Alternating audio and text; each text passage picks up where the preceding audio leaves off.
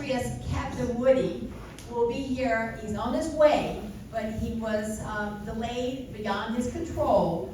He is on his way now, so we're going to get started.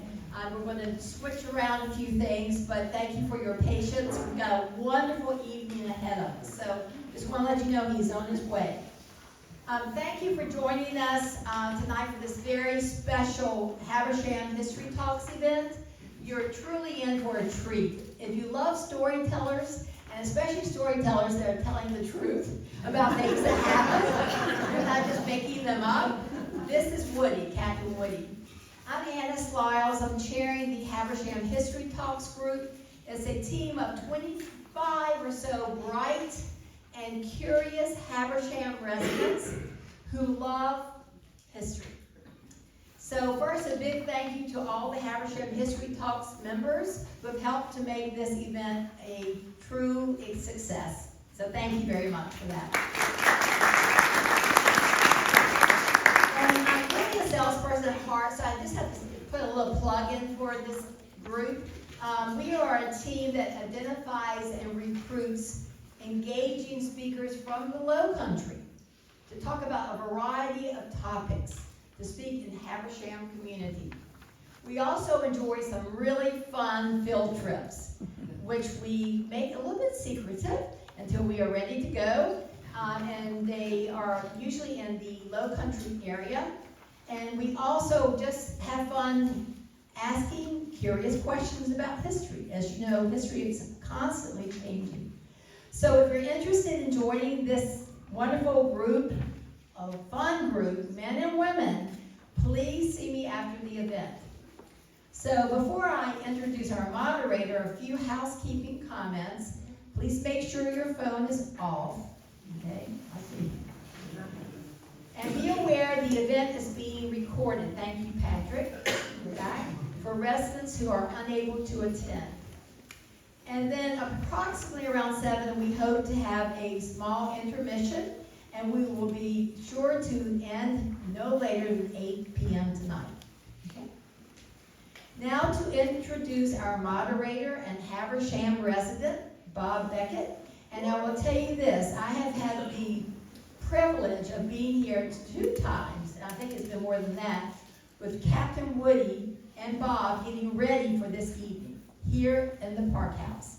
They've done a lot of work, and I turned to Bob and said, even if Captain Woody's late, he could take it over. He would do a phenomenal job because he knows so much about the topic now. But Bob, who many of you know, moved to Habersham about 2.5 years ago. He is happily married for over 35 years to a beautiful bride over here, Bridget, and 2 children, one that lives in Bethlehem, Pennsylvania, and the other one in Nashville, Tennessee. When Bob moved to Habersham, before that he lived in Bethlehem as well, and he enjoyed a 35-year career with Dun & Bradstreet. He enjoys woodworking, travel, gardening, and of course, history. And he owes his love of history to his 8th grade history teacher. I'm sure all of us have a teacher somewhere in our life that made a huge difference for us. So please welcome our moderator and again speaker for a course of a little bit of time, Bob Beckett.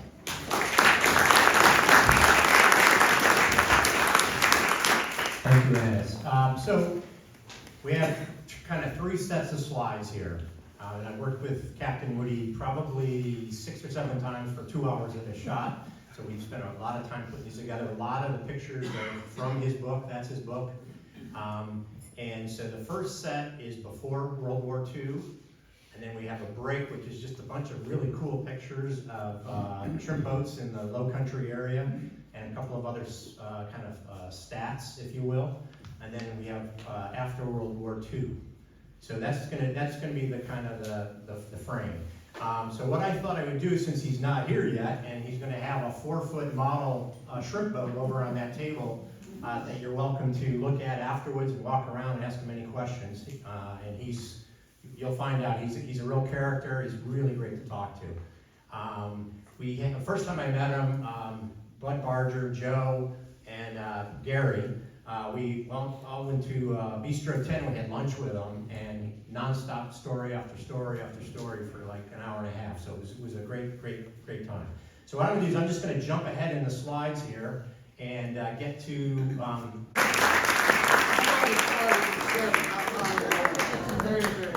My fault. Yes, it is, sir. How are you? How are you? You're sitting right here.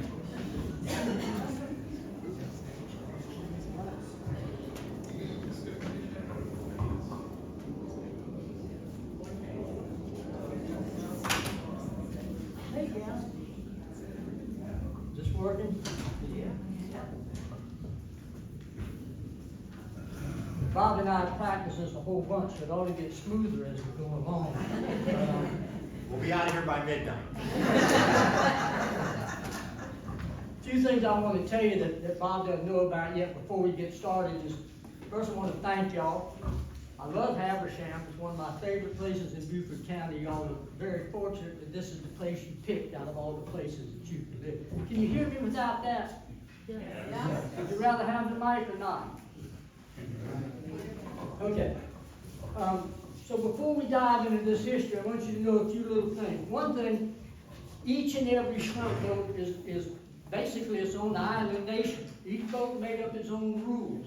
Some boats that carry beer on the boat all the time, some not. Some of them carried sandwiches, others cooked great big dinners. Some of them would take the fish money and give it to the crew, and others would put it against the groceries, and the others, the captain might keep it. So each boat had its own rules throughout the whole industry. When we say the word industry, you think of a great big building like a Ford building where they're building automobiles and 2,000 cars out in the parking lot, but you don't have that image about the shrimping industry. I had personally never run the numbers, but I believe it was every bit as big as any industry had in this country. It went from Texas to North Carolina, all up and down the coast. Now every place, every little town and large town, and a lot of y'all before you came here, you've gone to places in the Gulf, on the east coast of Florida, the west coast of Florida, and y'all have all seen shrimp boats and kind of know what the shrimping is about. So the same things, more or less, that happened to us in this 100-year history, and this is the 100th year of it this year, happened all up and down the coast. They have a lot of similarities. Shrimp boat captains are not really captains. This is very surprising to a lot of people. Every one of y'all in here could be a shrimp boat captain. Every single one of you, as long as you're over 16 years of age and you're a naturalized American citizen, you can go right down to the bait and tackle shop and buy a captain's license. The reason for the license is so that the state has a way of making someone responsible for that particular boat. The Coast Guard does not recognize shrimpers as captains. They're masters of that vessel. And as such, they are responsible for what that vessel does, whether they are on the boat or not. I personally was an average shrimper. I wasn't the best, I wasn't the worst. You know, if I was better than average, it was only because I survived over 40 some odd years in it, where a lot of people didn't. But other than that, I owned 5 different boats in my lifetime of shrimping, and that was the industry average. The average shrimper in the state of South Carolina would own 5. Like the first car you get, you know, you get your first car, and then when you get another one, you bump up a notch, and the same thing with the shrimping industry. Hilton Head, Bluffton, and DeFusky, they have a shrimping history, but it's a little bit different than the history we're going to go through from Port Royal and on into Beaufort and out on the islands. And we're going to include it, but it might be a little jerky, because until the bridge was built, they didn't have a way to move shrimp and all. So they do have a shrimping history, and they've got a good one. It's very interesting. So another thing, in all of this time, in this 100 years, the shrimp have never cared what was going on. They don't care if I got a bigger boat. They don't care if I was sick. They don't care if I had a house payment to make. They have good years and bad years. They're doing the same thing now that they did for millennia when the Indians were here. And shrimp also you might be thinking, as you hear some of the catch datas and stuff, that I guess they caught all the shrimp. Shrimp have an incredible recovery rate. They're like honeybees and ants and mosquitoes. If the state were to ask the shrimpers just to turn them loose and say, we need you to get rid of every shrimp in the world, they can't do it. Every year brings its own crop. They have conditions that we know that lend to it and conditions that we don't know about. So when we start showing some of our pictures, and here's the one right here, we're going to show you how a shrimp boat works. And this will answer a lot of your questions as you go along. So if I happen to say so-and-so is fishing, we mean shrimping. We shrimpers, or we call it fishermen, we use the term interrelated. It's just interchangeable. A guy might say, are you fishing tomorrow? He means to his buddy, are you shrimping? So now this, you got that little pointer, Bob? I do. See if we can point to you. I don't think it works on the screen. Try it. Okay. I brought a stick, but I don't have it. But anyhow, this is a very modern shrimp boat. This is up to date. They're pulling 4 nets. When they first started, they pulled 1 little net, very little horsepower. So this is pretty much up to date. The reason they pull 4 nets is it takes less power to pull the 4 nets than 2 nets that would have the same size as the 2 put together. So it's more efficient, and they catch a little better. This thing that says tri-net, that's a little cut down version of your big net. And you can pull that thing every 3 minutes, 15 minutes, every hour, whatever you want. It gives you an idea of what you're doing. And you might be wondering, well, how you out there dragging, how do you know when to pick up? And this is how, the tri-net. This picture doesn't show the tongue net, which had another cable going down the middle. Now this is a turtle excluder. This is an aluminum grid with slats in it. It looks like an oversized barbecue grill, for a little round barbecue grill.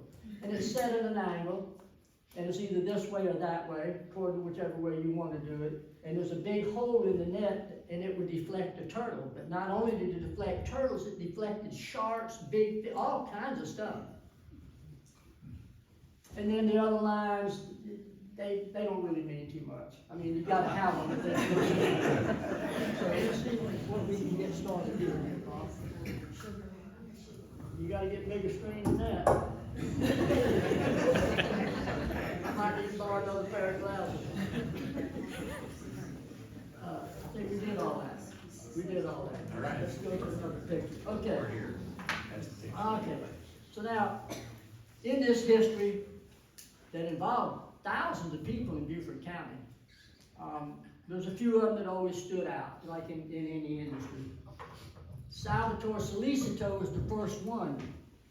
This is not him, this is a picture from Sicily, but Salvatore Solicito was from Sicily.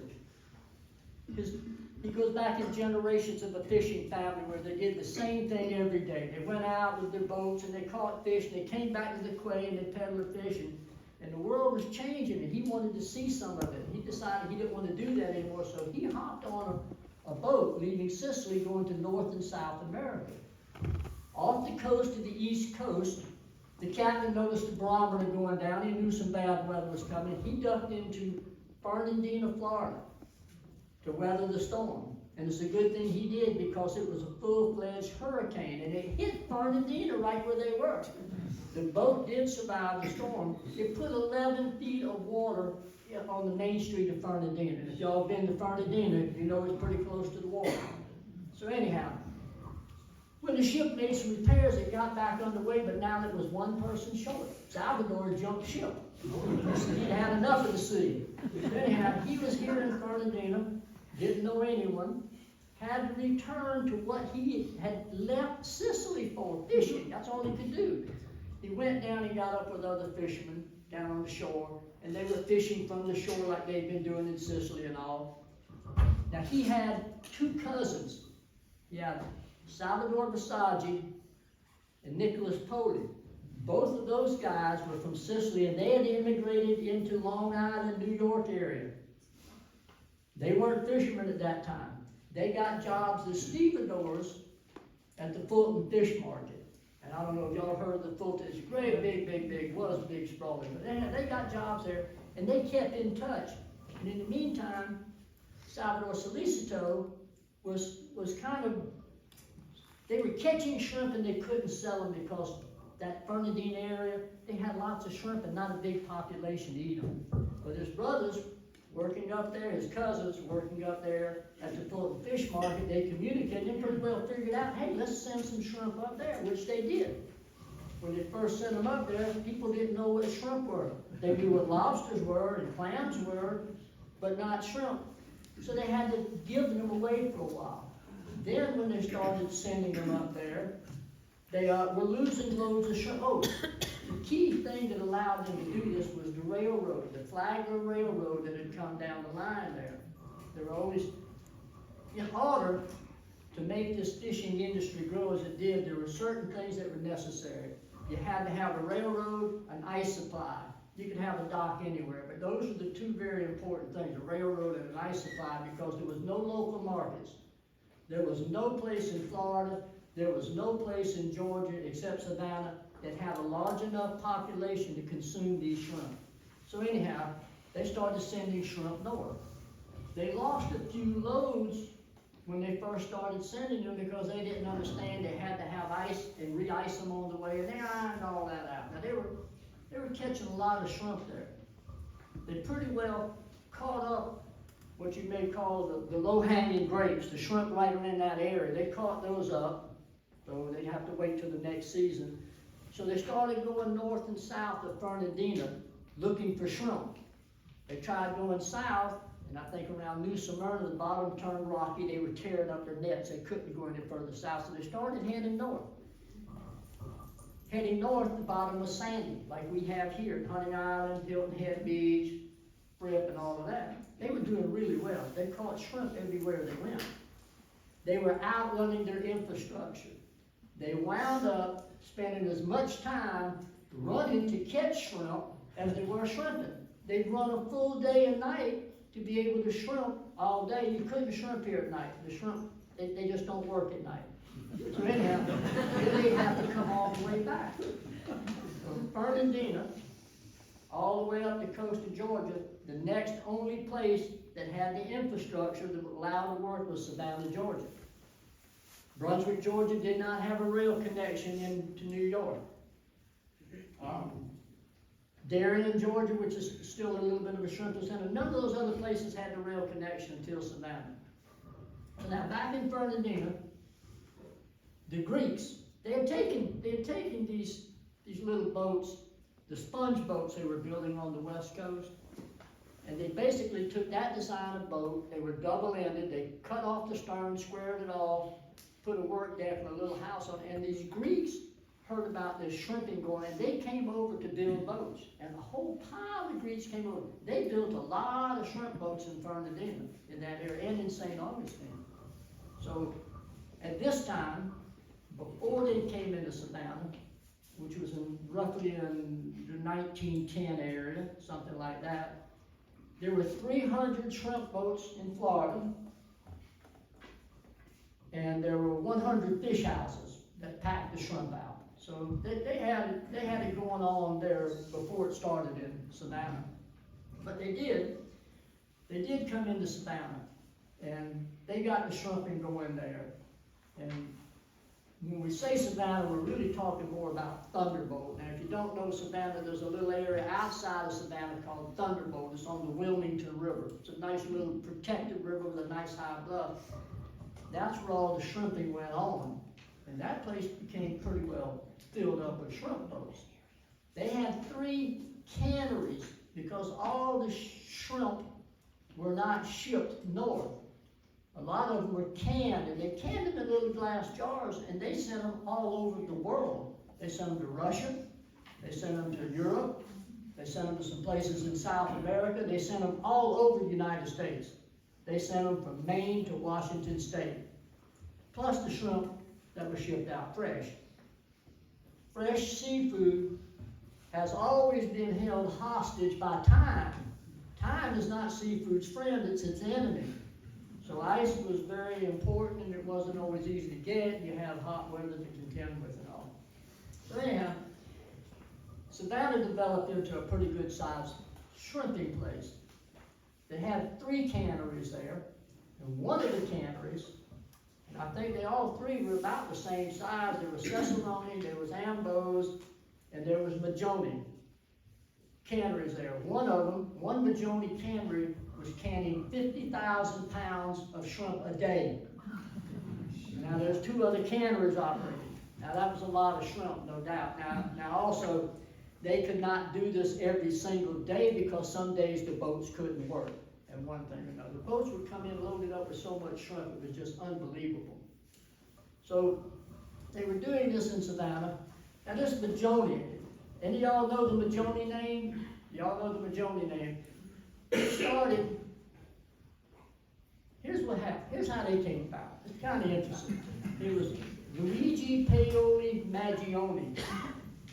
He was born in Mazda, Italy, and he was born into a very wealthy family. They had a tannery, and they made gloves and probably other things and sold leather and all, probably to everyone.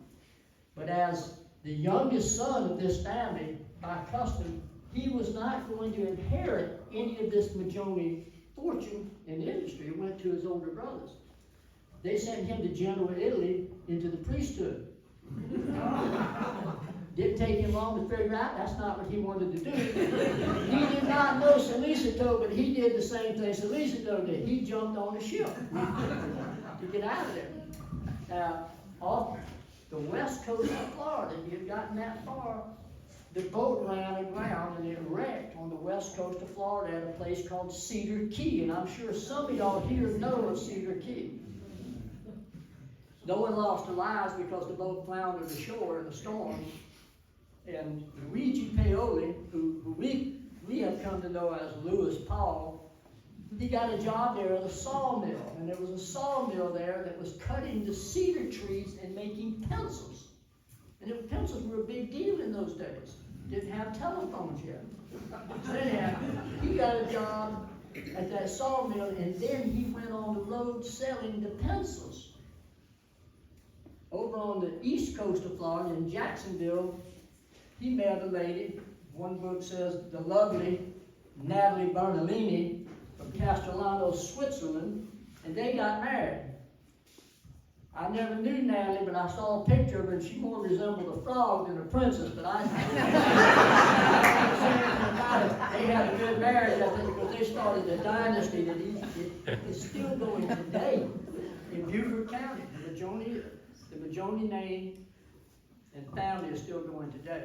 So anyhow, now this Louis Paul, he was very aggressive in his business. These were the days of the Mellemans and the Carnegies had been around, and some people just thought big. And these guys, these Majonis, they were never fishermen.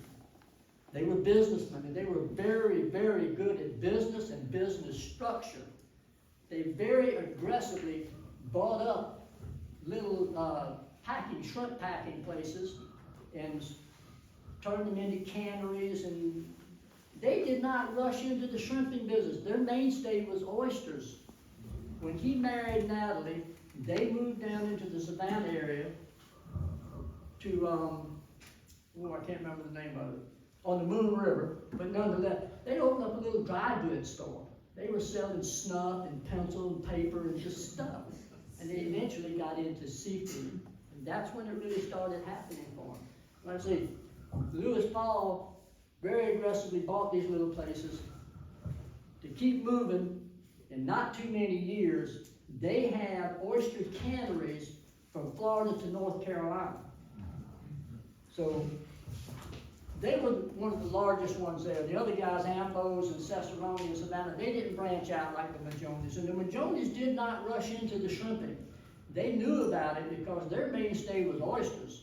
Oysters came before shrimp. Are we moving along with the picture? We are. We're going on to Port Royal now. Oh, wait, back up. This is good. See, the Majonis, they can, time it up here. The Majonis, they canned their seafood under over 130 different labels. Like I said, they sent them all over the world. I think in something like 1917 with their oysters, most of these are shrimp and oyster labels. In 1917, they got a renewal for 27 years in London, England for a patent renewal for their canned oysters. So they were in business big and for a long time. These are some of the labels. And they had 130 different ones. What they did, you have port oil shrimp, prawns. Probably insinuates where they were caught. But everything in their canneries, and they had these canneries up and down the coast, was shipped unlabeled to their Savannah warehouse. And it was labeled Savannah, with the exception of it saying port royal prawns and these different kinds of things. So anyhow, that's what they, here's another little thing that's, you know, I wrote this book, but this is not in the book, but I have an opportunity to tell you some tales that aren't in the book, and you have to stop me if I get off. So look, this big Majoni family, they went on for a few generations. I think they're in the third generation now. So Lewis's grandson, Gilbert Majoni, and then y'all know where the Rhett Gallery, any of y'all know where the Rhett Gallery is? You seen those birds in there carved? Yeah. Okay. Gilbert Majoni is the one that started that. He taught that young man in there how to carve those birds. Gilbert was a genius. So anyhow, when Gilbert went in the Navy, as the story always went around Buford, his brother stole his girlfriend and married her. They never spoke again. They divided this vast oyster empire, and it was an empire at that point, in half. From the Savannah River north went to Gilbert, who stayed in Buford. From the Savannah River south went to Paul, who stayed in Savannah. They never talked again, and over the next 40 or 50 years, they carried on business without speaking. They managed to do it. Now, Angela Majoni, whose father was supposed to have stolen Gilbert's girlfriend, she told me that her mother said she never dated Gilbert. So maybe he thought she liked him more than she liked him. I don't know. But Gilbert he was amazing. He was an amazing man. I worked there at the oyster factory for him in the 70s. A lot of fishermen worked there in the off season. But he was an amazing person. A whole book could be written about not just the family, but just about Gilbert. He was an incredible person. So where are we going now? Yeah, if you go to Old Bull Tavern, anybody go there? Old Bull Tavern? Yeah. Mangione oysters, that's what they're serving. Okay, so now these guys in Savannah that are shrimping and canning the shrimp, they spread out from Savannah, and they were coming up into South Carolina and catching shrimp. I mean, Savannah is very close to Calabogie Sound, which is South Carolina. They were coming into South Carolina and catching shrimp. 1911, 1920, 18, all in these areas. Now, South Carolina had no rules and regulations whatsoever about any seafood until 1906. In 1906, Senator Niels Christensen from Buford thought it was time to have some regulations, so he pushed through this thing called the Board of Fisheries. And they were tasked with managing the seafood of South Carolina, the salt waters of South Carolina for profit, which they did. They put out a yearly report. Every year they put out a little pamphlet, and they sent it to members of the House of Representatives and to the governor of the state. And in doing this book, I got a hold of any of those I could, and the first one I could get a hold of was the 1914 one. Now, they started in 1906, so we missed a bunch, but in the 1914 one, it said, the seafood that brings the most profit to South Carolina are shad, sturgeon, oysters, clams, and terrapin. Shrimp was not even mentioned until 17 years later, in 1924. The Georgia boats are coming over and catching shrimp. Well, there were people on the water in this area, and then they could see the little boats and see the piles of shrimp on the deck, and they kept coming and going, so they knew what was going on. So the Buford Chamber of Commerce went down to Fernandina, Florida, and they got this guy called Charlie Vecchio. Charlie Vecchio, he was a Portuguese. In fact, back in that, you don't have to go back long, but anyhow, that picture, it said, what did it say? Vecchio? Pescatore. Vecchio Pescatore, which means old fisherman. but Charlie Vecchio came down here and he brought 10 or 12 boats. The numbers vary a little bit, but the facts remain the same. He brought 10 or 12 boats with him. They went down there and said, will you come up here and catch shrimp? So we've got shrimp, we've got a dock, we've got a railroad line right here. Will you come up here and catch our shrimp? And he did. He came up here and he brought his 10 or 12 boats. Every one of them was named after his wife, Jessie. Jessie was 24 years his junior. There was the Jessie 1, the Jessie 2, the Jessie 3, the Jessie 4, the Jessie 5, 6, 7, 8, 9, and every one of them was a Jessie boat. He came in here and set up and started shrimping. When they came here, they did really, really well. They only shrimp 2 months out of the year. At this time, almost no one knew that there was shrimp in the fall. We didn't have any marine biologists. They were targeting the great big egg-laying shrimp, but locally we call them May prawns.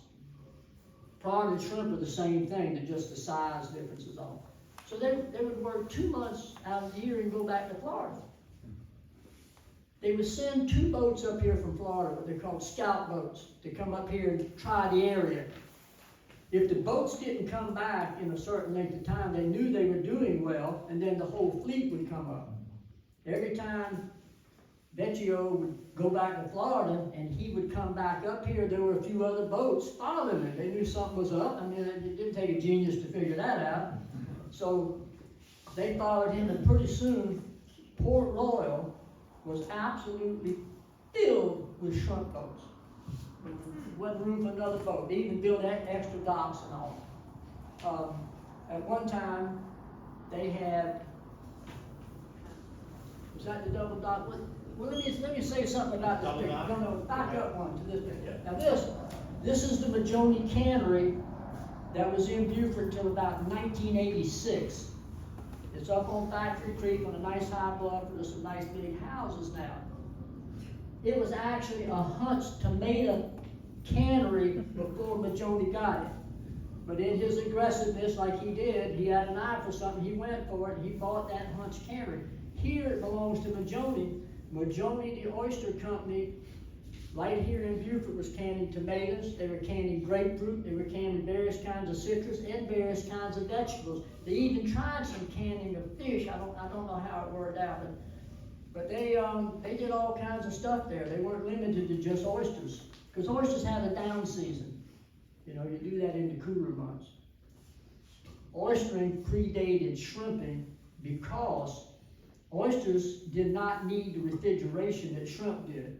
You could pick some oysters and put them on the dock and get them later in the day or the next day when the weather screws were working, but not so with shrimp. So oyster predated shrimp. So that was Majoni's place. So now this dock here, right here, this is right by where that restaurant is in Port Royal now. And this dock belonged to 4 different Portuguese. I can't remember all their names. I never knew them. Of course, they were a lot older than I am. But 4 different Portuguese fleets. And there were other docks in Port Royal. There was a big cement dock there recently. Y'all seen that? Some of y'all probably have seen that big cement dock. Prior to that cement dock, there was an old wooden dock there. And the wooden dock was a coaling station that was built after the Civil War. And what a coaling station is, it's like a truck stop on the interstate highway. If a boat left Maine was going to Havana and they needed coal, they could pull in there and get coal whether they unloaded anything or not. Charlie Vecchio set his operation up on that big coaling station dock, and they built a long shed with a covered roof where hundreds of people headed shrimp day and night. He caught so many shrimp. And like I say, everybody followed him down here. Port Royal just became a boom shrimping place. Majoni had an oyster place there earlier, but it had long since closed. I know my shoes are tied. I didn't get a chance to tie it. Anyhow, now here's an early picture. It shows that, back up one Bob. This is an early picture before the restaurant was there. I know that looks like a restaurant, but it's not. That's not the restaurant, that's part of the Blue Channel Crab Factory. Mhm. All that little white around the water's edge is oyster shells from Majoni's early oyster plant. The first oyster factory that Majoni built from Savannah was on the Fuskin. There was a lot of oysters around the Fuskin, a big labor force. The first one he built was there. Then he moved into Port Lawn and he had an oyster place there. Then he bought the Hunt's tomato cannery and closed the one down in Port Lawn and moved there. So now, back up again, Bob, please. So now here is that dock that you saw after Hurricane of 1940. That might have even been after the Hurricane of Gracie in 1959. But the one that you saw that had two nice roofs and all, well, Hurricane of 1940 hit it pretty hard. There you go. That's another picture of it when it's an attack. So this picture had to be right about 1930. The restaurant was not there yet. They actually filled in a lot of this land behind that dock. And all that white around that building was oyster shells from the old oyster factory that was built there in, I don't know, something like 1895, 1900, something like that. It was there for some 15, 20 years. Okay, now Port Law, as we mentioned, it had the infrastructure they needed. It had a rail line, which you had to have, there were no trucking at that time. Not like we know. They couldn't haul shrimp to New York for a fish market in a truck. The roads were not good, it just wasn't working yet. So the rail line, that fish house, that's where the big wooden dock used to be that Charlie Vecchio first set up on, and the rail line came right by the back door. This fish house here, that's the first place I started out, and the rail line came right by the back door. Port Law was what they called a rail head, and why, I don't know. The railroad ended there. Prior to shrimping, they were bringing vegetables off of Cane Island, Cat Island, Ladies Island, all those islands, by barge and boat to Port Law to put on the train to go north. So all that kind of, like you may say, infrastructure was there when the shrimping started. Now, the rail line ended here, and they could push a barge under here, what we called the coal chute, and a car loaded with coal could dump it on a barge, and it went to Paris Island. Paris Island base was there then, and everything ran off of steam on Paris Island. That's where that beach is, right? Yeah, now this picture was prior to when they dredged out the harbor more and filled all of this in with sand, and now that's what they call the Sands Beach. About where that rail line is now is about where that walkway is. They've got a walkway and a little tower, and that's about where all that is now. Okay, got it. Okay, Charlie Wilson. There's people scattered along in this whole industry like the Majonis and Salvatore Solicitor and all that. Oh, incidentally, if any of y'all ever go down to St. Simon's, there's a lighthouse there in the little museum. Go by the museum, and if John Versace is there, he's the grandson of the first Versace to come here. He can tell you all about shrimping. He's a great guy. He just moved there from St. Augustine. That's his ancestral home was in St. Augustine. Go by and see him and tell him hello. Tell him I sent you. It won't make any difference. Still got to pay a ticket, right? Anyhow, so no fisherman in Beaufort County was more loved and respected than Captain Charlie Wilson of Port Law. Captain Charlie Wilson was born in Thunderbolt, Georgia in 1909. Or as he says, or so he thinks. Not quite sure. He worked around, his father worked at the steam cannery there for Ambos. And he picked up wood and all to fire the boilers, was what Charlie did as a young lad. And when he was 9 years old, his house burned down.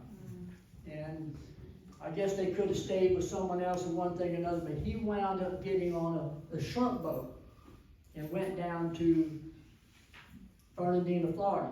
He lived on the dock and slept on the nets. He left his family. Laura Von Harden, who had interviewed so many of these early fishermen, and I used a lot of her materials, she had a recorded interview with Charlie, and in that recording, he said, when I burned my house down, and then he kind of stammered. And I think, it was purely by accident, but I think he was responsible for burning his house. And I think then he decided, well, I'm going. So anyhow, he went down to Florida, he stayed on the dock down there, slept on the decks, and if anyone ever needed a crewman, they would call Charlie, come on, let's go, and he would go in. That's how he broke into the fishing business. Charlie was a very, very good shrimper. He was very well respected. He was the first black shrimp captain in South Carolina. He was the first black man in South Carolina that owned the shrimp boat. And Charlie also, he was a very, very good shrimper. Very well-liked person. I knew Charlie. I never asked him about the early days. All the times I walked across the deck of his boat, because he didn't die that long ago. He was 100 when he died. But anyhow, very well-liked, very well-respected. So here's Captain Charlie. Now, the white chaplains of Port Royal, a local family, and Charlie Wilson and his wife were lifelong friends. And when David Chaplin's first child was born, he took it to show to Mr. Charlie and Miss Alice. And she wanted to hold the baby, which she did. And David asked her, said, how did y'all meet? And she said, my daddy didn't want me to have nothing to do with Charlie. She said, Daddy said he was too black, he was too short, and he was a shrimper. Mr. Charlie chimed in, he said, that's right. He said, her daddy didn't. Charlie never had a Gullah accent. From 9 years old and on, he was fishing with Portuguese and most of the white people and all, and he never had a Gullah Geechee accent. But anyhow, so Charlie said, that's right. He said, her daddy didn't want me coming around. He said, but you know, he said, I'd go out in the woods behind her house, and I'd sit down on the log, and he said, I'd just start singing, and she'd come and find me. They were married for 75 years before they left this earth. Now, Miss Alice, she chimed into this conversation, and she said, you know, she said, my daddy was a railroad man. Her daddy, Zachariah, and her mother, Primus Barnett, I believe it is, they moved from Yamasee to Port Royal. He continued his railroad job in Port Royal, was a better job. That's how they got there. And Miss Alice said, my daddy was a railroad man. She said, we didn't want for nothing when I was coming up. She said, I gave my old clothes to other people in the town. She was always very proud of that. So, how are we doing time-wise? We got about 10 more minutes before Are the you break. kidding me? Before the break. Yeah, we're doing good. Are we doing all right? Okay, so anyhow, as Port Royal filled up with boats, they had to have a place to tie up. They started going into Beaufort. But Beaufort did not have a rail line downtown Beaufort. It was 2 or 3 miles out of town. The first guy to go in there, he carried them on an ox cart. And that limited the industry. I imagine that some of these boats that first went into Beaufort wound up going into Port Royal and unload and then ran back up to Beaufort to tie up because they didn't have a place to tie up. But eventually, Beaufort's industry took off. What happened was they started using the farm trucks, like the trucks you saw in that picture with all the tomatoes, those big state body farm trucks. They weren't capable of carrying shrimp to New York, but they were capable of getting to the railroad to get them shipped. And it wasn't long after that that they finally did get trucking going and be able to carry shrimp to New York. So, now, Charlie Vecchio, there were a lot of people that came to Port Royal and Beaufort to shrimp almost up until World War II, which we're approaching. There were almost no American-born people shrimping. Shrimping was somewhat rocket science. I mean, just realistically, if I asked any of y'all to make a shrimp net to drag behind the boat, you wouldn't know where to start. And that's the way it was. It was kind of rocket science. They could see them and they could see the boat. They didn't know how you did all that stuff.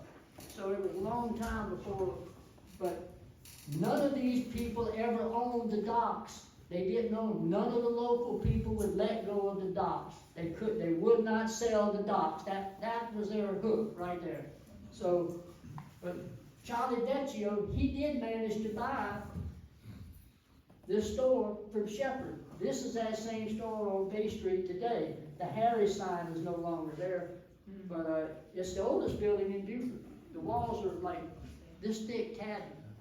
But Charlie Vecchio tried to buy it, and it just didn't work. Now Charlie's wife died in 1937. And much bereaved Charlie at that time, he threw in the towel. He went back to Florida for his few remaining days and quit shrimping. That never got ironed out as far as buying that building, because that building, before the waterfront park came, every building on the west side of Bay Street had a dock behind it, every single building. The water would come up right up underneath those buildings. Even when I was young, the water would come up under the buildings. They brought all that dirt in and filled that up. So Charlie was the only one, Charlie Vecchio, who wanted to be able, and seemed to have the means to be able to buy a piece of property that had a dock, but it didn't work out. He wound up selling it to a Greek, Harry Shikades. Harry was a couple of years older than I am, and I went to school with him, but Harry's still around, and he still owns the building. Harry was the president of the Beaufort Historical Society for a reason. Harry's pretty well retired now. So this is what the backside of the waterfront typically looked like right there in the backside of downtown Beaufort. Beaufort's front door had always been the river. That was its front door back in the days of cotton and rice, and right after that. Now, after the Civil War, when Beaufort kind of dried up, it became Beaufort's back door. And it was, kind of a seedy place. Wasn't necessarily crime, but it wasn't well kept. The docks were falling into the water.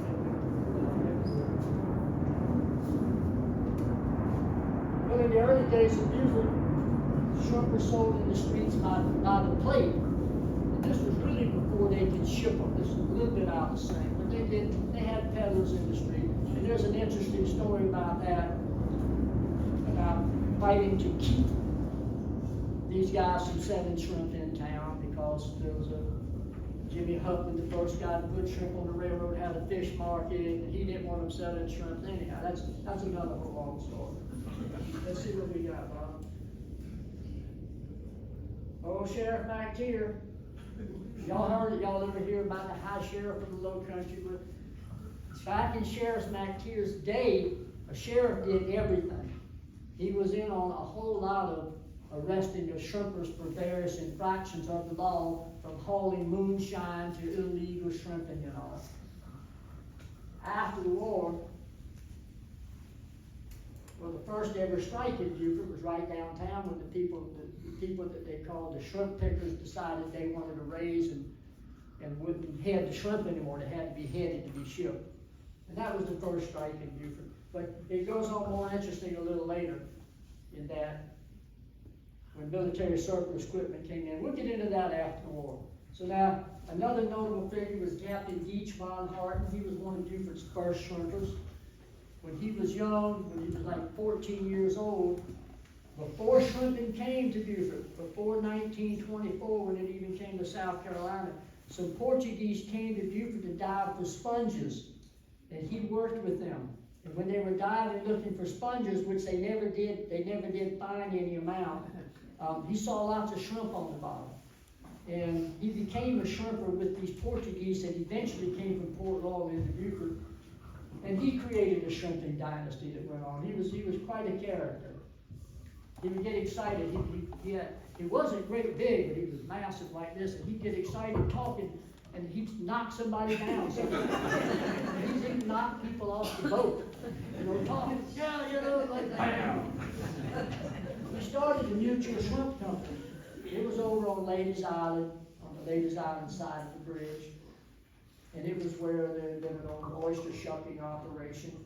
And all of the movers and shakers, Portuguese, that came to this area were there involved in this, what came to be called the Mutual Shrimp Company. They called it the Mutual Shrimp Company because they agreed, we're not hiring anyone to do anything. We will mutually do all of the work. And they called it the Mutual Shrimp Company. It was very successful.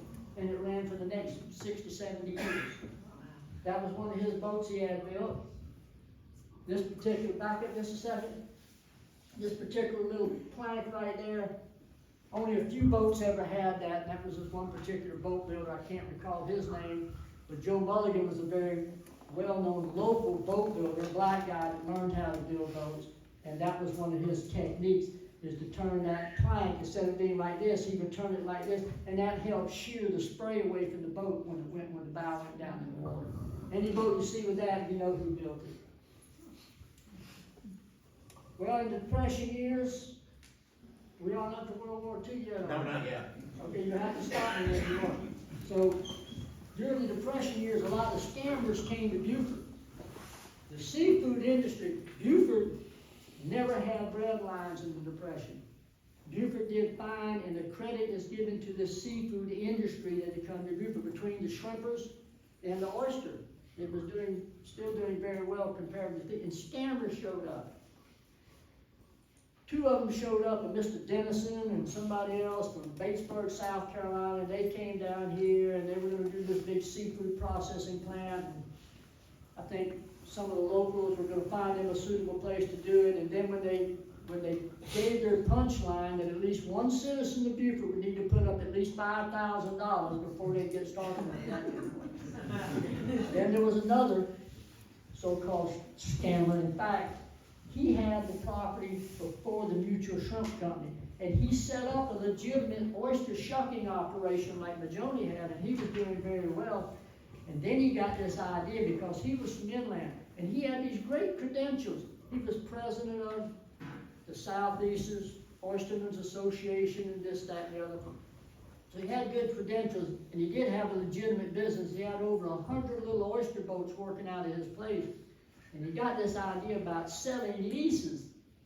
And he would get somebody and say, listen, take them out in the boat and say, see all these oysters right here?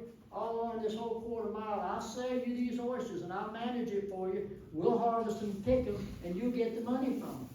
And he did that. He started selling more oyster leases than he had oysters. And he finally just packed up at that time. That's when Captain Deach wound up in the building. There were another scammer or two that came. So, the dangers of shrimping. Lordy, Lordy. The winch. The winch.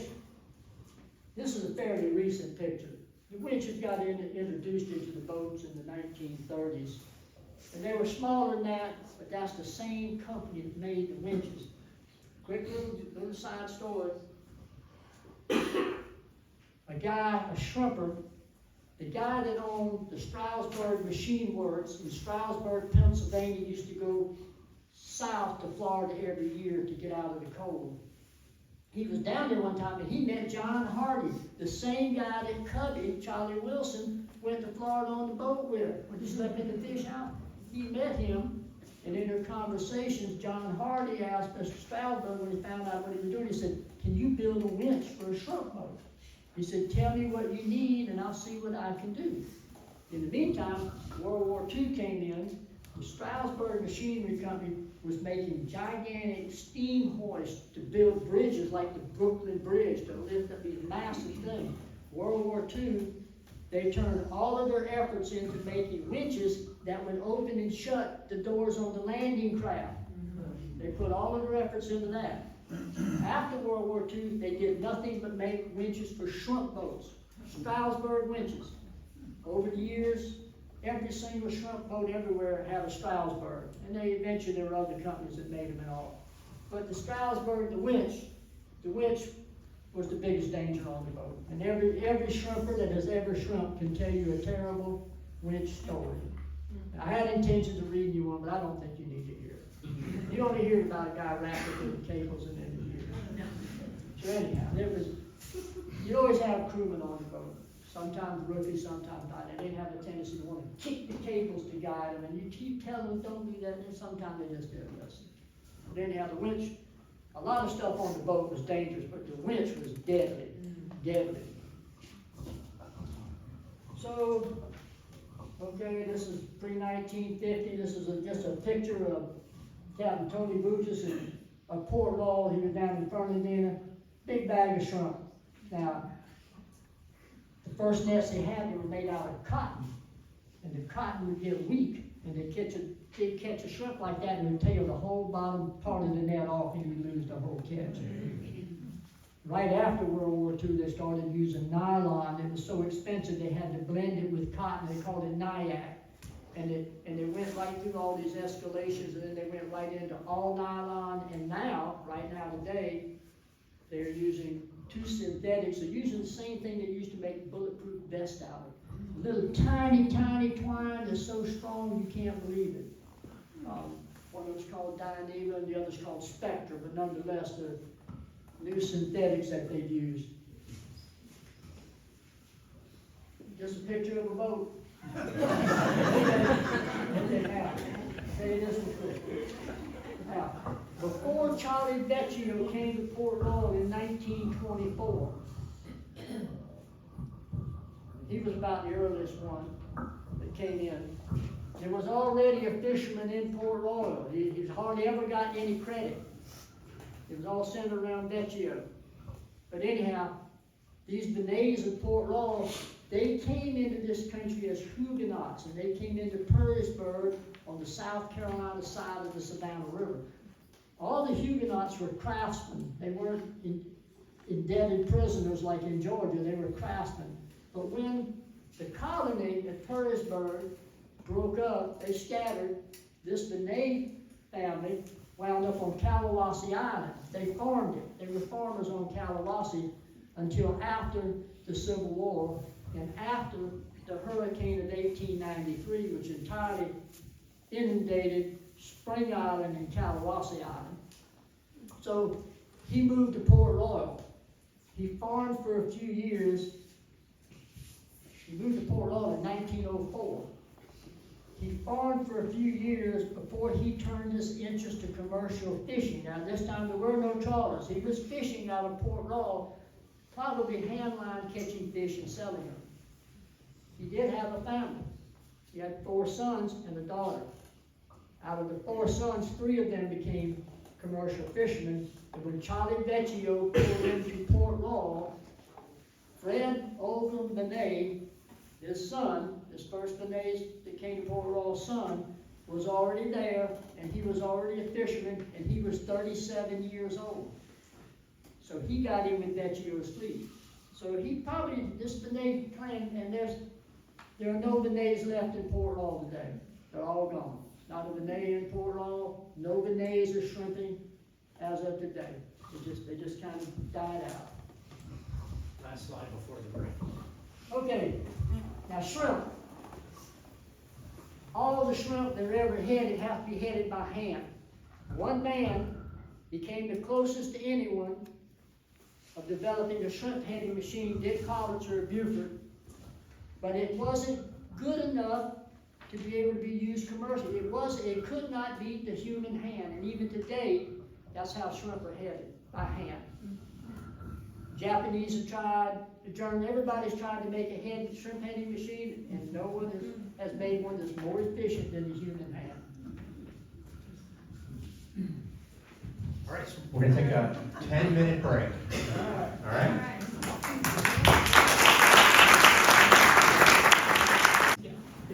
Kind of a natural dividing line in this history is World War II.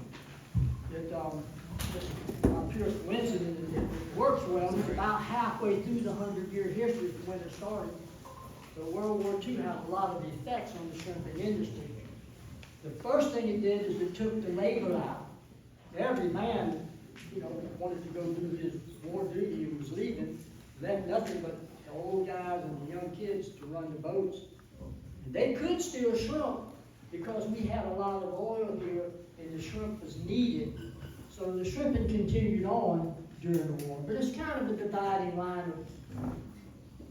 Before the war, it was almost all Sicilians, Portuguese, and Italians, and a smattering of Yugoslavians and others that were the fishermen. After the war, they had scattered all over, and then it became more naturalized Americans that became the fishermen. During the war, the government could confiscate any boats 50 foot and over that they wanted, and they did confiscate some shrimp boats. they took, we aren't mentioning John Marion yet. There was an immigrant came here from Yugoslavia, his name was John Milosevic. And he had 5 boats when he came here, and like Charlie Vecchio, he named every one after his wife Mary. Little Mary, Miss Mary, the Queen Mary, the Princess Mary, the Baby Mary. The government took 3 of his boats that were 50 foot and over from Port Royal, and they went to Charleston and were manned by Coast Guardmen. So he had 2 more boats, 3 more boats built in Port Royal by his own boat building crews, and they were built 48 feet. That's not the Queen Mary. The Queen Mary isn't 48 feet. This came a little later, but nonetheless, they were built 48 feet to get under that law. Now, the Princess Mary, that's the Queen, the Princess Mary was sunk off of Charleston during the war. The Lady Mary did his patrol duty, and if boats could get a Purple Heart for war duty, the Lady Mary would have hers, because when she came back to Port Royal, she still had the machine gun mount on the bow, the depth charge launcher on the stern, and German submarine bullet holes straight down her bow. And she stayed in Beaufort and fished for a long time. She finally went up north into the flounder fisheries. So, Maybe talking about the submarine. Pardon? The submarine journey U-boats. yeah, but everything, back in those days, everything turned into a submarine. If somebody saw a pelican hit the water, they called it as a submarine. I mean, important. Everyone was seeing submarines everywhere. Flip over there. Well, I don't know why he's there. How about this? Well, this is good. This is World War II. This is some shrimp boats. This is actually, I mentioned John Versace. He's down in Vernon, he's down in St. Simon's now. This is one of his family's boats. John gave me this picture. Taking some people off of a submarine, off of a ship that was sunk by a German submarine out of Galveston, Texas. So if you go down to see John, tell him you saw that picture.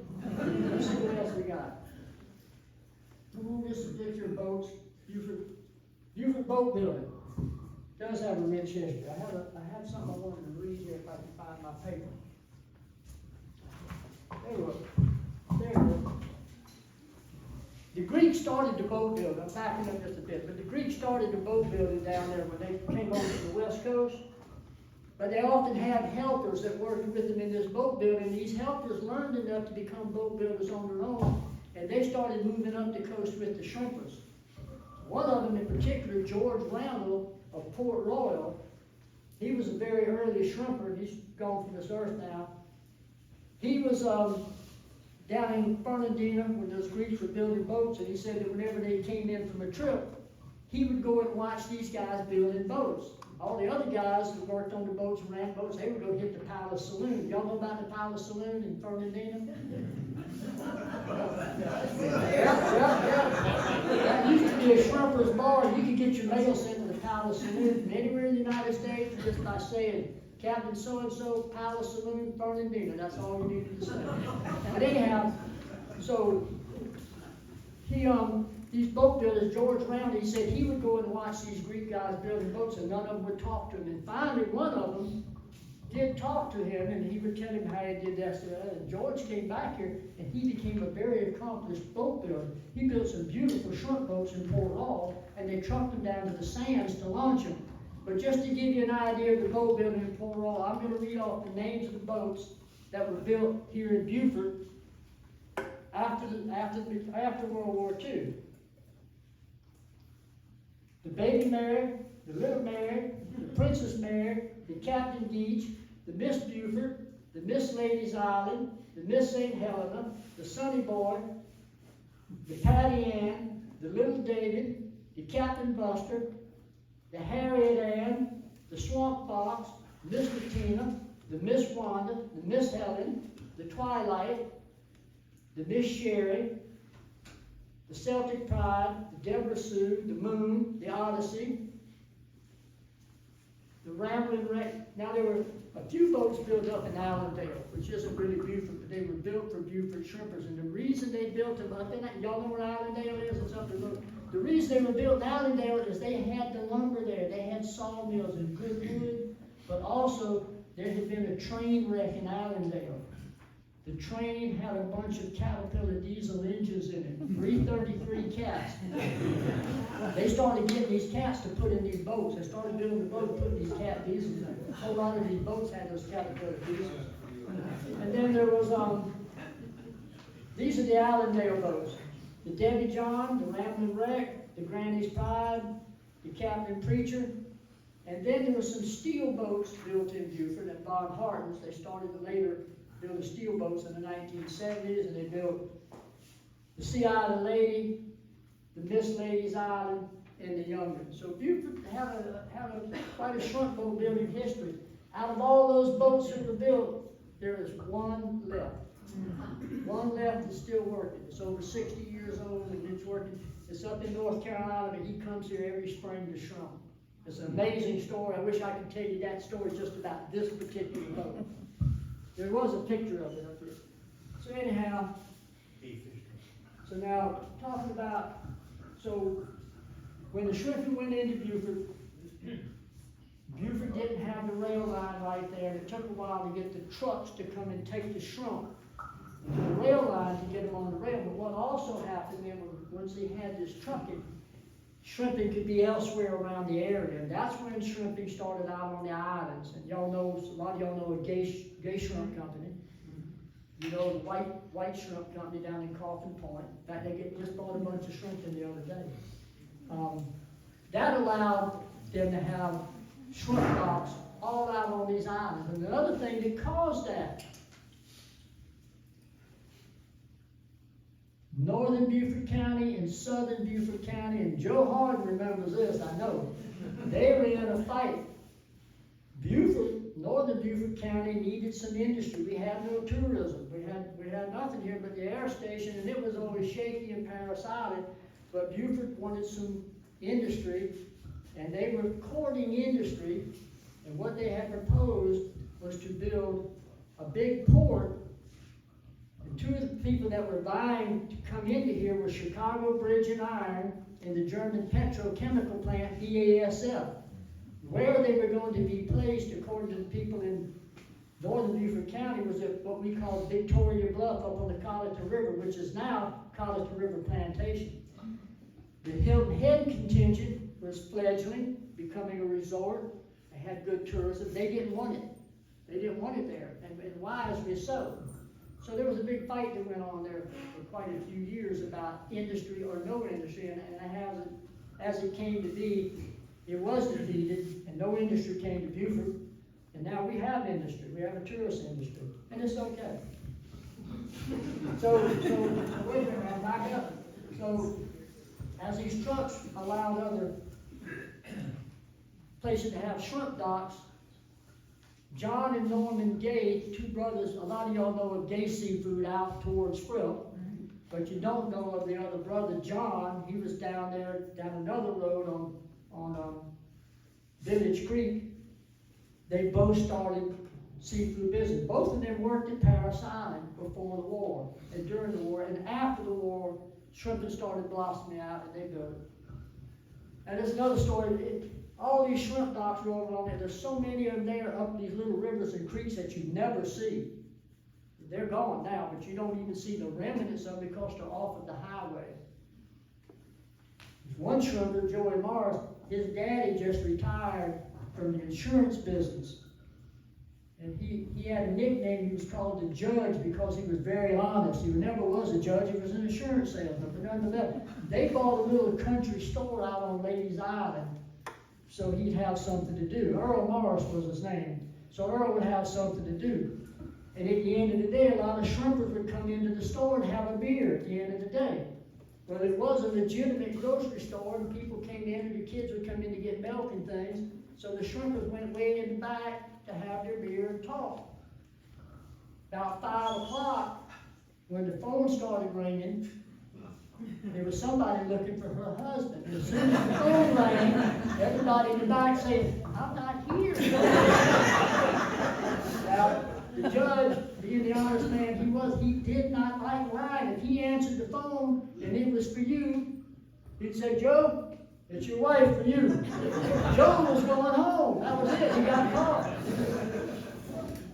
One day the phone rang, Now, the other recourse the judge had, if he didn't want to lie, which he did not, he just wouldn't answer the phone. He just let it ring. One day the phone rang, and it was Sally McTeer for Jack Chapman, her husband, Sally McTeer Chapman. The judge said, "Jack, it's Sally for you." Jack said, "Tell her I'll call her back in a minute. I'm drinking my beer right now." Oh man, all of his buddies, nobody did that. Just got elevated a little more. Jack finished his beer. He walked up to the counter. It was rotary phones. He dialed the number. "Sally, don't you ever call me down here again when I'm drinking beer with my buddies.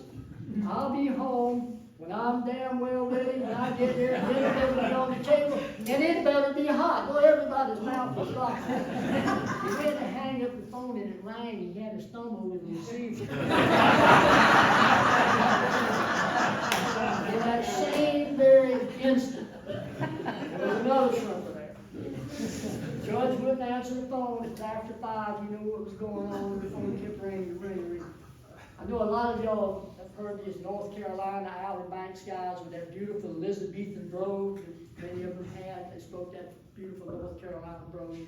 But one of those guys decided he was going to answer the phone. He walked over and picked it up.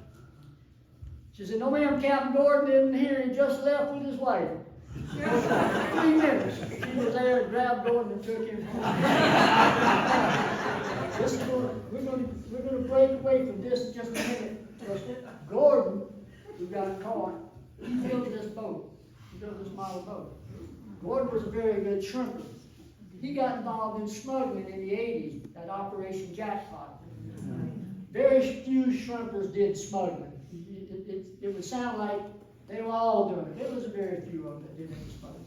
Well, Gordon got caught, and he went to Maxwell Minimum Security Prison. I think it's in Florida. While he was there, this is a short, long story. One of the early Portuguese that came to Savannah, Joe Canis, he was Portuguese. He was a shrimper and a boat builder over in Savannah in Thunderbolt. He actually built a shrimp boat in front of his house in his yard, and they slid him across the road into the river in Thunderbolt. Well, he came to Port Royal shrimping, and he married a Port Royal girl, a Harder. Harder was a big shrimping family in Port Royal. Took her back to Georgia. They raised a family. His son, whose name was Sonny Canis, became a shrimper and a boat builder like his father. And he was down in Key West shrimping, and he had built his own boat. He and his dad built a beautiful boat called the Majestic. And it was majestic. And when that boat hit the fishing grounds, the radios would start popping. "Boy, look there, there's Sonny's boat. Look at that Majestic, beautiful boat." So he quit shrimping and opened up a marine electronics store down in Key West. And he was good with the radios, and he could take those old Citizens Band radios, and he could tweak the crystals where they were off frequency, so if you heard it, you wouldn't hear anything like static. But if you had one of those crystals that were tweaked right, you could understand. It was an early form of the scrambler is what it was. Well, he got implicated in the boat, his boat was smuggling. Wasn't necessarily his boat, one of the radios he had tweaked, he got caught and was implicated for smuggling, and he was sent to Maxwell Minimum Security Prison in Florida for 5 years. And while he was there, he built a model of his boat, the Majestic. There was a Buford boy there, Captain Gordon, the same guy the guy of North Carolina said, "Captain Gordon, and he left his wife Gordon built this boat. He was a classmate of mine." So when Gordon got out of jail, his wife was gone, the kids were gone, the house was gone, and his boat was gone. And Gordon turned to boat building, model boat building. That's how he supported himself for the next 15 to 20 years. He made a lot of these model boats out, and nobody knew the boats better than Gordon. He could build a model of your boat.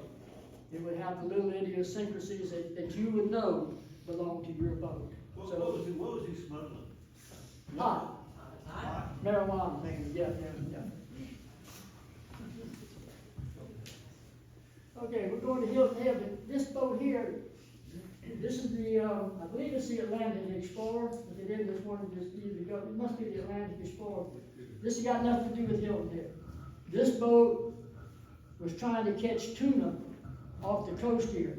They had been bringing tuna fish into Port Royal from the Galapagos Islands, where they were catching them. And you might think that sounds strange, but if you look at a world map flattened out, you can see that it was closer through the Panama Canal to come to Port Royal, to the Blue Channel Crab Factory to have your tuna can, than it was to go up to San Francisco. So that didn't last long. They didn't catch any tuna fish off of here, but they had unloaded tuna fish. When I was about 8 or 9 years old, I was a mascot on the boat at the dock. I never went out on the boat, but I used to go and eat with the guys on the boat at the dock at Port Royal. They gave me a tuna fish one day about that big, and I dragged it all the way home. My grandma was so happy to see it. Okay, now, okay. We talked about the Hilton Head and having a bit of a different timeline because of the bridge. Because of the lack of the bridge, really. Hilton Head didn't get electricity until 1950. It didn't get the bridge until 1968. Didn't get telephones. It didn't get a newspaper until 1970. It did have a shrimping history before then because Majoni had a big oyster cannery on Hilton Head that were all Portuguese fishermen shrimping out of Hilton Head. But with no newspaper, very little was said about Hilton Head. So it had a different timeline. It did have a fishery. Back in, and we're going to back up again, back when they were, Chicago Bridge and Iron and BASF were trying to come into Hilton Head at Victoria Bluff. They had the Hilton Head Fishermen's Cooperative, which was the black fishermen had gotten some government money and opened up their own dock and their own seafood place where they could benefit more from their labor than just selling it to the other docks. And to help kill that deal on Chicago Bridge and Iron and BASF, they had a little shrimp boat. Do you have another picture? No, that's not it. We don't have a picture of Captain Dave up here. But anyhow, they sent this little boat to Captain Dave all the way up to Washington, D.C. from Hilton Head and took shrimp up to the legislature and all, and they got the thing killed. But you know what? The guys that got the pictures in the paper and all the credit, they went from motel to motel. Captain Joe Simmons and another guy, the crewman, they took the boat all the way up there. Oh, this is just a picture of, this boat was pulling, he had backed away from the dock one morning before daylight to let another boat out to go fishing. He was pulling back into the dock and they rammed into each other and he sunk. There's a whole story about that in the book. This is Joe's cousin, Reggie Langford. Y'all know Joe. This is Joe's cousin.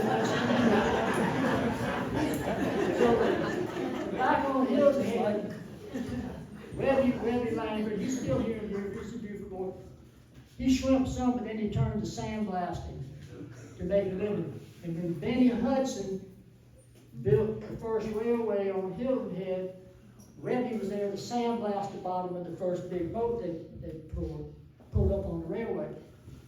Benny had been sick, and he was using his tractor to get around because he couldn't walk too well. And Reggie told me this story about, he went over to Benny and said, "Mr. Benny, how you doing?" Benny said, "Reggie, I'm doing fine." He said, "But you know something?" He said, "I got 2 signs up here." Now, Benny had started Hudson Seafood. His last name was Hudson. His father was the manager. He had started Hudson Seafood, but by this time, he had sold it to the Carmines out of Atlanta.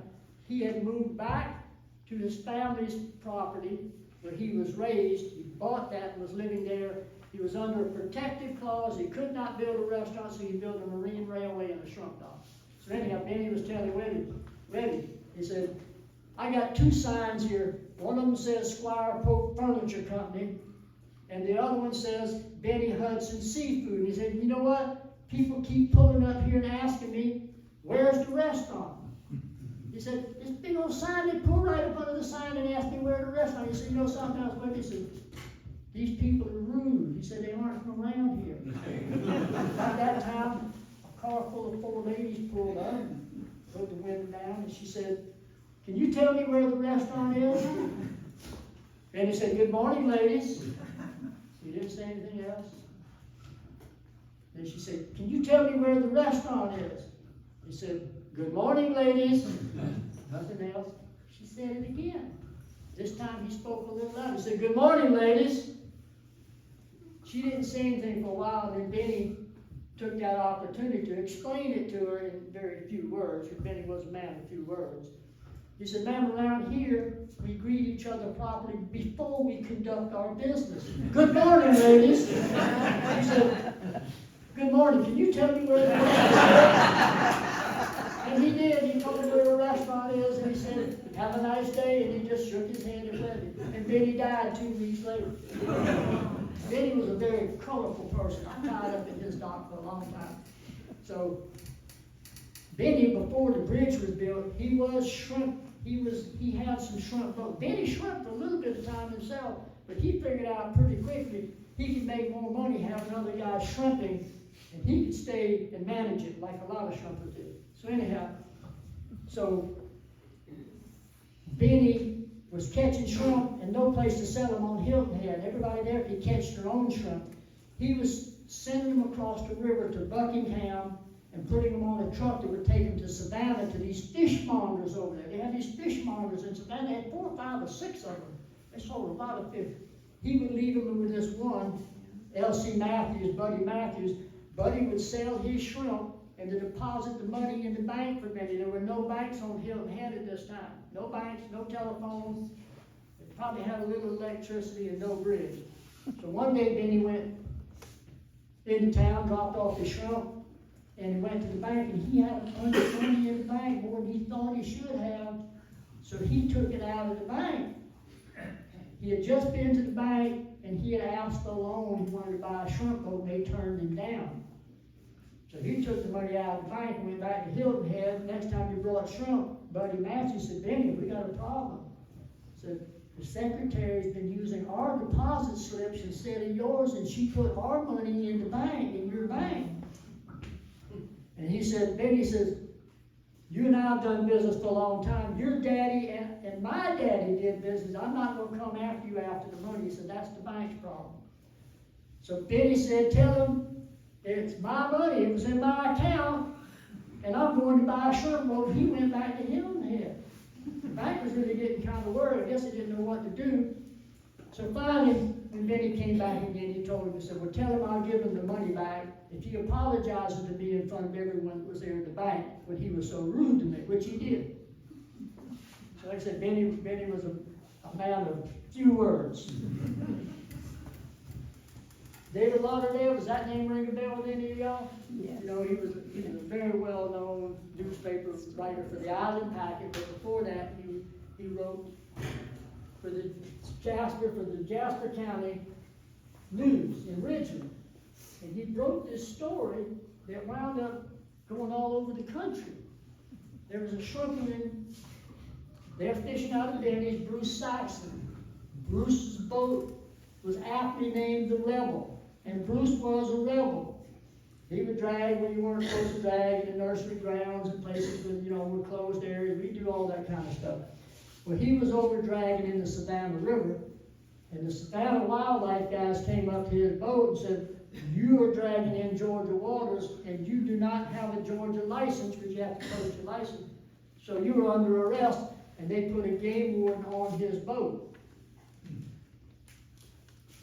They told him to follow him back to this other dock. As soon as the speedboat took off, and they had the game warden, well, he turned the wheel towards South Carolina and poured the coal to it, and in no time, he was in South Carolina waters. The game warden tried to handcuff him. The game warden tried to grab Bruce and handcuff him. Bruce pushed him out of the house, locked the doors from the inside, went to Hilton Head. When Bruce got to Hilton Head, the place was swarming.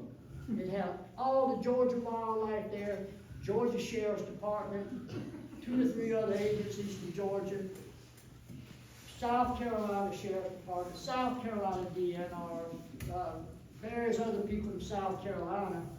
The game wardens from Georgia, they were mad. They wanted their game warden back because they already charged him with kidnapping.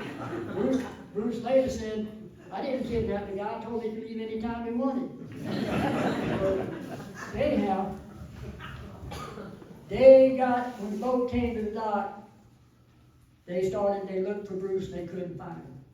They knew that Bruce knew the boat. They figured he was hidden somewhere really well. They told Bruce, yeah, Bruce, you might as well come out. We're not leaving without you. We don't care how long it takes. We got time. And they were going through the boat. They looked under the fuel tank. They looked in the lazarette, up in the fort. They couldn't find Bruce. Bruce wasn't on the boat.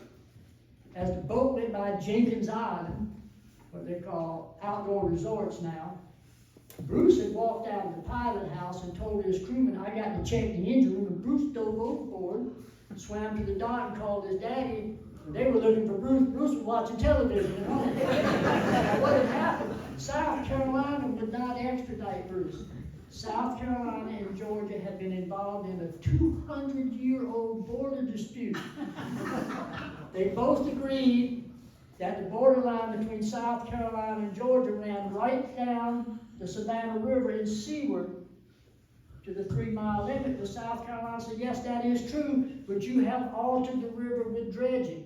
So this dispute was still underway when Bruce got into his little deal. So South Carolina wouldn't extradite him because they said, we don't know if he was in Georgia or South Carolina.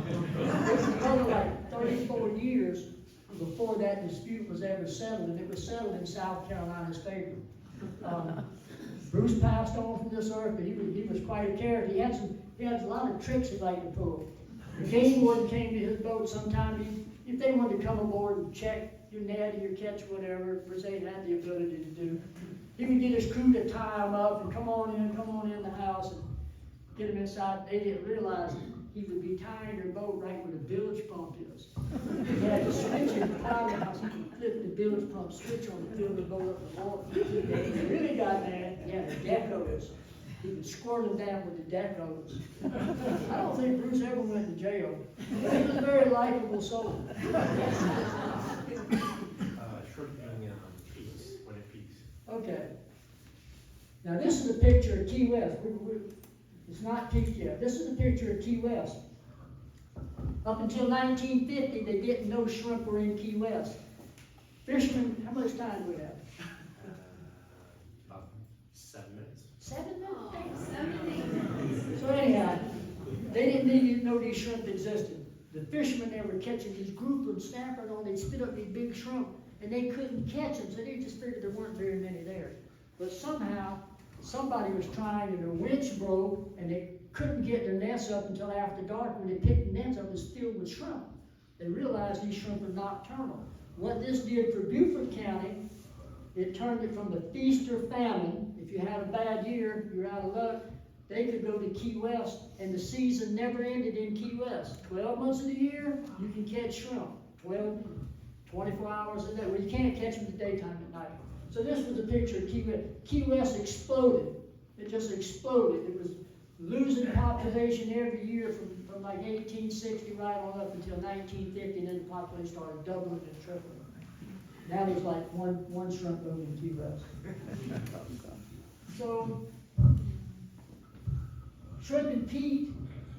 It peaked in South Carolina in the 1980s, specifically 1980. There were over 1,500 shrimp boats licensed to shrimp in Beaufort County. Every 5 years after 1980, it cut itself in half. So from 1980, 1,500, 1985, 750, 1990, 325, then it's right on down. And in this book that I did the last year, I canvassed the whole state, and there were less than 3 dozen working shrimp boats in the whole county at that time. And it's picked up a little bit since then. But just remembering all this, still here again, the shrimp never cared about what's going on. The guys that are left are doing very, very well. Oh, that was a boat that was built up in Islandale. The old Debbie John, she sunk in Beaufort. In fact, if y'all go from Gardens Corner into town, you used to see it, but you can't see it anymore. This is just a picture of some of the shark that was caught in Fort Law with some shrimp on the back. Flip it through. You know what? Did you let pictures run during the intermission? I have, yes. Okay. Yeah. Okay, now, these shrimp on the bottom, the light ones, those are our May prawn. Those are our shrimp, they're about that big as our shrimp ever get. The shrimp above that are the tiger shrimp. They were experimentally raising those over at the Waddell Mariculture Center in Bluffton, and they accidentally released some ungodly amount, 10,000, 100,000, whatever.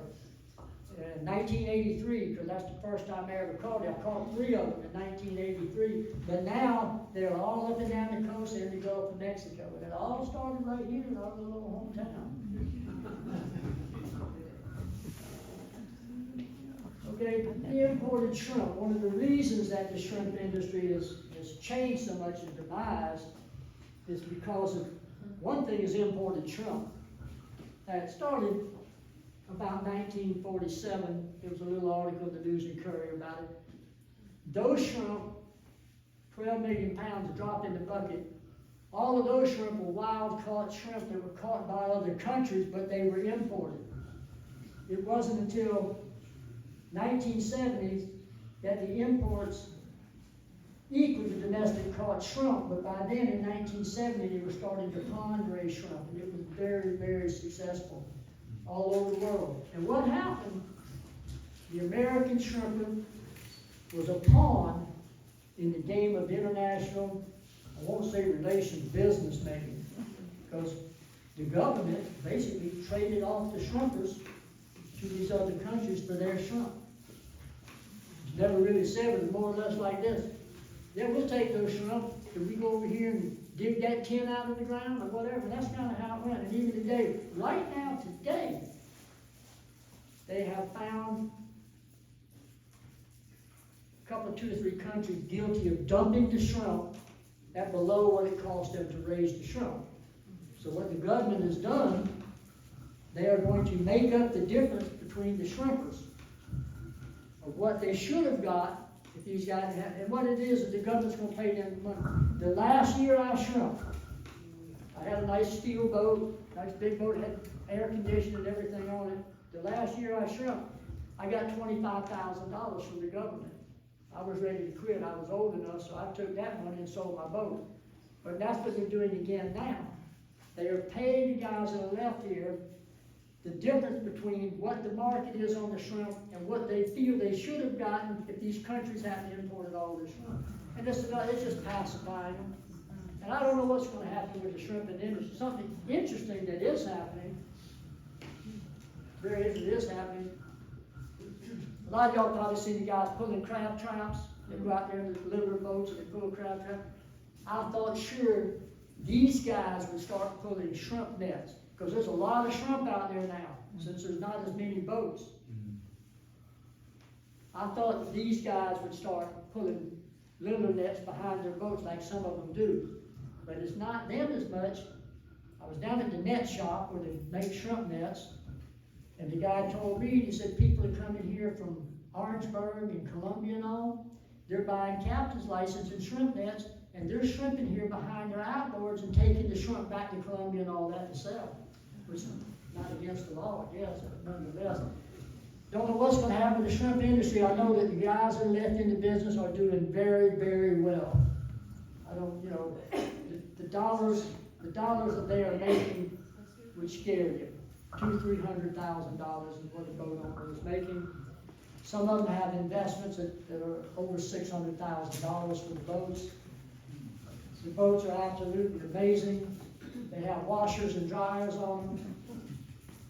Of course, they all have multiple televisions.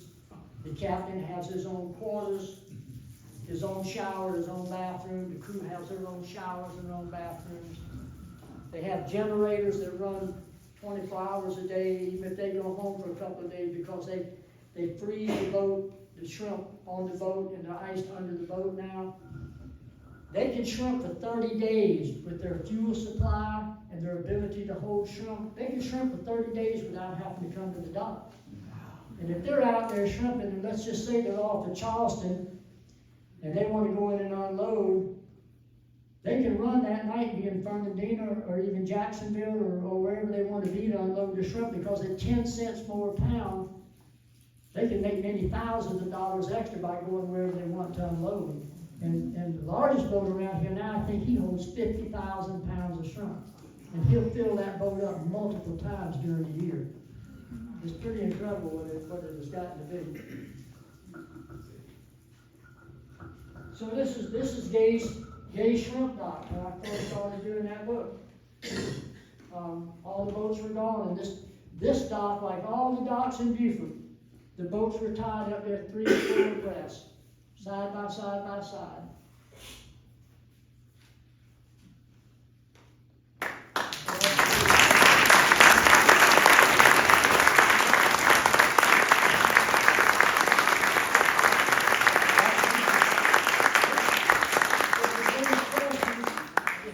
I believe I could talk about another 2 hours on this. There's so much into it, so much about it. Let me just make one more announcement too. So we have a book, Bruce is gonna be out, we're selling the book, he's walking over there right now. The cash price is $77.45 and the credit price is $79.77. He does have a swiper machine. And we'll take a couple questions, and then Woody said he would hang out for a little while if you wanna talk to him or talk about the boat. Yes, Very good talk, very good talk. thank you very much. One of the things you've changed my mind on is I presumed, being a newcomer here, that there was a shrimp culture here that would go back to the indigenous Indians. Like poor people Right. would have to find what meat they could, and that would be part of the culture and the cooking and I all. left this piece out, and I'm sorry. I got here a little late, but let me just tell you this. In 1880, the U.S. Fish Service was canvassing the whole coast to see what seafoods we had and all. They put out a report in 1886 that said South Carolina produced over 660,000 pounds of shrimp. In 1886, more than any shrimp producing state in the United States. Now, all of these shrimp were caught with cast nets and beach seines. They had these big beach seines. It would take 30 men to pull them. They'd go out on the beaches like Fripp, Hunting Island, Hilton Head. They'd row the nets out, and roll them down the beach with the tide, and then these men would pull them in. And the cast nets. Now, this mainly went on, and most of these shrimp were caught in Charleston because I think the Charleston, in 1886, I think their population was about 90,000. Beaufort's was probably 800, I don't know. We didn't have a population of shrimp consumers, but half of these shrimp that were caught were used for bait for the mosquito fleet out of Charleston in the days of Pogey and Bess, when they would go out offshore and catch fish. They ate a lot of seafood in Charleston. But I meant to start off with that, and I'm sorry. But now, South Carolina soon fell to the bottom of that list, and we now produce the least amount of shrimp of all the shrimp producing states. We just don't have that much resource of shrimp. We got 4 million pounds a year. We produce a little less than we consume every year in the state. Is there a market for those large Asian shrimps? Pardon? No, they used to pick them out because they were a novelty. Now they just let them go with the other So shrimp. they're not edible? And the jury's out yet whether they're going to be a problem or not. No one really knows. They've been here since '83, so they ought to know something. Evidently, they're not hurting the local species. I caught one of them in Huxley Creek in the cast net a few years ago, about that big. But are they edible? Yeah, they're edible. They're bigger and tougher, but they are edible. You said South Carolina is the least Pardon? producing state. That South Carolina is the least producing state Right. of shrimp. Is it because of manpower, or is it? No, we just don't have the shrimp resource. We don't have the amount of shrimp that even Alabama and Mississippi, they've got shorter coastline, they got access to the whole Gulf of Mexico. That's the big shrimp producers in Texas, Louisiana, Mississippi, Alabama. Those are big shrimp producers. And to follow on that question, sir, but it's not as if the shrimp, there's been some cataclysm with the shrimp population, as there have been with fish species in the Great Lakes, for example. Some of them just disappeared for various reasons. No, shrimp, they've only had 1 or 2 little problems that I know of in my lifetime. They've had a black gill disease that gets up in the shrimp, it gets on their gills, it's like some kind of a parasite and makes them weak, but it doesn't kill them and they are still edible. and it doesn't wipe out the species, and all shrimp don't get it, and it's tied to rainfall or lack of rainfall. That's the only thing that I've known in my lifetime that shrimp have had, and it just doesn't occur all the time. But the big thing about shrimp, they have an amazing reproduction ability. One shrimp can lay 500,000 eggs. One shrimp can lay multiple in that spring laying season of eggs. And, you know, it's just a lot of them. You talk about they're smaller and then they keep moving out to the deeper waters and grow. Well, just the life cycle of the shrimp. How it happens is, well, let's just start. I don't know where the heck you start because like the chicken and the egg, but the big shrimp that they came here in the early spring to catch, the big roe shrimp, the ones that lay the eggs, you'd think catching those would hurt the species, but it didn't. So anyhow, they would lay the eggs offshore. It was usually 3-4 miles offshore. They would come in up into the estuary systems with the tides, and like a lot of these sea creatures, we don't know how they know when the tide's going out and the stock coming up, but anyhow, they did. And they would be raised up in our estuaries, growing rapidly. Then as the water cooled off, they start migrating out. Then they're all offshore again as larger shrimp. And they, see, when they first started shrimping, come here 2 months, they didn't know that those shrimp were laying. They didn't know anything. They thought all shrimps were male shrimp for 2 years, and then they became female shrimp. They thought that prawns and shrimp that you could catch later were 2 different species that weren't in the same. They also thought that all shrimp in South Carolina laid their eggs up in the coral beds offshore of Georgetown. Now why they came up with this, I don't know. But nonetheless, they didn't know. We're no marine scientists. But anyhow, the shrimp have a cycle. If you get a severe cold at the wrong time, you can decimate the species and knock it way down. But they rely. You might not have a good season one year, and then the next might be good or better, and then right on. So if you see a sign that says local shrimp, it is local shrimp or not? Well, chances are now it is. Here. Chances are here now it is. You know, some restaurants probably as likely as not might not have local shrimp. You know, fresh local shrimp handling in a restaurant is not easy because it's wet.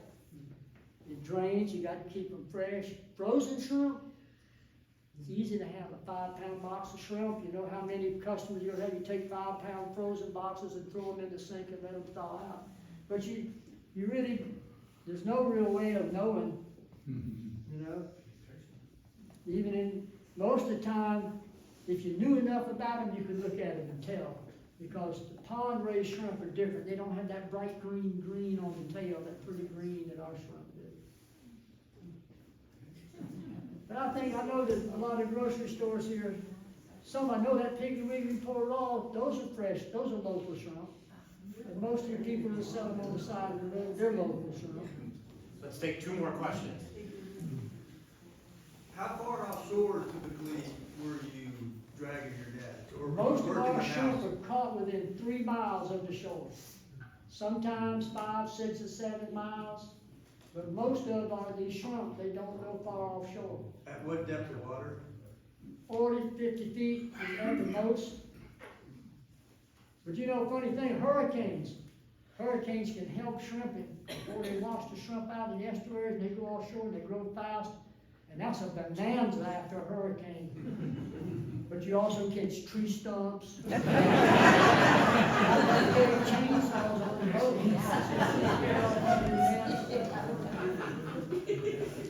One more question, anybody?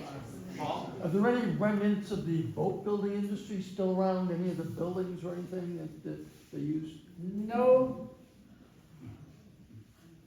boat builders.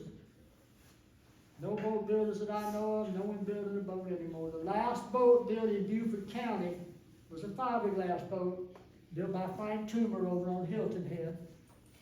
And I guess some of y'all been to Bluffton and been to the oyster place there. That belongs to Larry Toomer. good buddy of mine, we fished together a lot. His father built the last boat built in Beaufort County, and built in maybe 1983, something like that. But there's no boat builders left. There's a little museum in Port Royal. It's got a lot about the shrimping industry and some of the pictures of the boats that were built here. They don't charge. It's a nice little museum. If you're over there, be sure to go stick your head in the door. Yes? So I had lunch today at Captain Woody's in Bluffton. Yes. Is that yours? It was. It was. My wife and I started Captain Woody's in 1980. I had a seafood market before that. I had an old boat that was always sinking. I finally put it on the bank and opened up a seafood market. I stayed there 4 years and sold that and got enough money to buy another boat. But then, I'll tell you real quick about Captain Woody. Got time? Okay. So there's this guy. There are 3 guys that own Palmetto Bay Marina, and I had my little boat tied up there, and I was selling my shrimp right off the boat. When I come in, the little North Carolina built boat with a round, what we call elliptical stern. And when I'd come into the dock, my wife would call and say, he's coming in, he's got shrimp. And I would take a scale and hang it up in the net. And there'd be so many little ladies on that dock, that their toes would be going in the water with their little coolers and things. It's working pretty well for me. Well, Gary Wheatley, Bunky Helfrich, and John Rumsey, all 3 of them are friends of mine. They sold the marina, and John came up to me one day and he said, Woody, he said, we've sold the marina. I don't think they're going to let you sell shrimp off the dock. They're going to develop it, because right then there was nothing at Palmetto Bay but the dock. So he said, maybe you want to consider having something in there. I said, John, I really don't want to. I said, I'll tell you, after I thought about it, I said, I'll tell you what, John, ask me if I can get a little tiny space where I can put somebody in there selling shrimp for me while I'm out shrimping. And he came back and he said, they'll do that if you'll boil some shrimp and have a couple of tables out. So that turned into a 50-seat restaurant. God Rumsey, still on reserve, he's a good dear friend. John told me one day, he said, Woody, I got another problem. I said, what's that? I said, I got too much money. He sold that marina and made a bunch of money. He said, let's, you know what let's mean? Let's means you do all the work. He said, let's open up a restaurant, which we did. Now they've got 2 of them. We're out of it. We've been out of it. And still called Captain Woody. When we had it, I caught almost everything that was eaten in there. I just want to say thank you, Yes. Captain Williams.